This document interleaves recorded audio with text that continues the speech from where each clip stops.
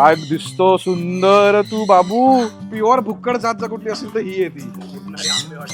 उडणारे आंबे कोकणातले. तो या आहेत ब्रह्मा कोंबड्या. स्टाईल पण म्हणजे चालताना बघा ना त्यांना की एक मस्त एक एक पाय टाकून टाकून चालतायत. त्यांचे जाडजूड आणि पिसांनी झाकलेले पाय हे अगदी रॉकस्टारनी घातलेल्या बेल बॉटम पॅन्ट सारखे दिसतात. हे आमचे आफ्रिकन ग्रे. हे इकडे मेन तुझं आवडलं का पिंजरे एवढे मोठे मोठे आहेत ना की पक्ष्यांना एकदम मोकळेपणाने उडता पण येतं. राईट. पिंजरे पण बघतोय ना मी एवढे प्रूफ आहेत की साप बी पिण्याचा पुढे चान्स वाटत नाही मला. काही सेफ एन्व्हायरमेंट आहे आणि साफ एन्व्हायरमेंट आहे. म्हणजे मी कुठेही बघतोय ना बर्ड केज मध्ये युजली खूप स्मेल असतो. बर्डचा शीट्स असतो. स्वच्छता ही आम्ही महत्वाची ठेवलेली आहे. काय हे बघा काय झालंय.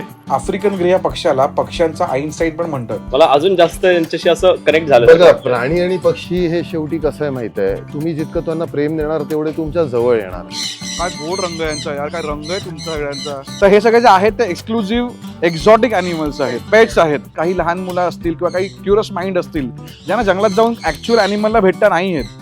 आता माझ्यासारखी माणसं आहेत, मी कधी जंगलात जाऊन बघणार आहे. तर माझ्यासाठी हा एवढा सुंदर एक्सपिरियन्स आहे की मी या पक्ष्याला एवढा जवळून बघतोय, निरीक्षण करतोय. जेवढे प्राणी पक्षी इथे ठेवलेले आहेत हा. तेवढ्यासाठी सगळ्यांसाठी इन हाऊस डॉक्टर ठेवलेला आहे. अरे वा. Even आमच्याकडे वरती क्वारंटाईनची जागा आहे. हा तिथे मेडिकल रूम आहे. अच्छा. म्हणजे एक छोटस हॉस्पिटल आम्ही पक्ष्यांसाठी बांधलेलं आणि आहे. अॅनिमल साठी बांधलेलं आहे. त्यामुळे मला या प्राण्याबद्दलची आत्मीयता येते, प्राण्याबद्दलचं अंडरस्टँडिंग येतं की प्राणी कसा आहे त्याला समजून घेता येतं.